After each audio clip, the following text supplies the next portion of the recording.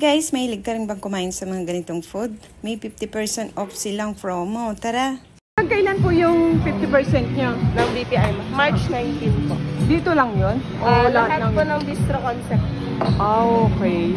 Till March 19 po, BPI card holder worth 3,000, ma-avail nyo tapos magiging 1,500 na lang po. Makakapanghinayang lang dahil wala kaming BPI. Kaya yung mga merong na BPI, go na! May 50% off pa dyan. So, ayan na nga, nagsipag-order na nga po siya. I-treat niya daw kami dito. Pagpasok pa lang, isi-serve na po yung bread at yung peanut. Habang nag-aantay ka po ng mga orders. So, bumawi na lang po kami sa bread kasi yung peanut ko konti lang. Yung mani, doon talagang puno yung ganito.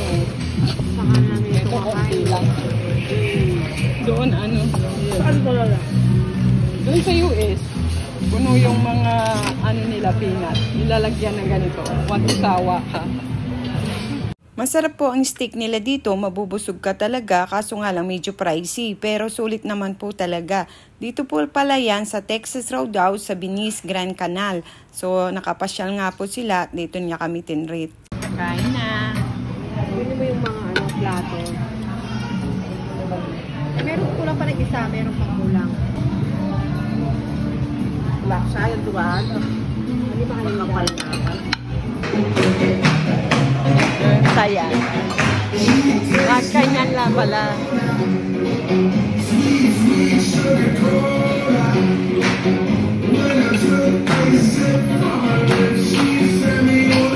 Para sa biking. Sarapan naman po kami sa pagkain dito at may entertain ka pa. Aray mo ba?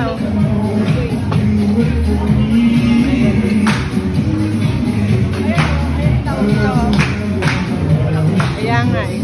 Si ate na lang.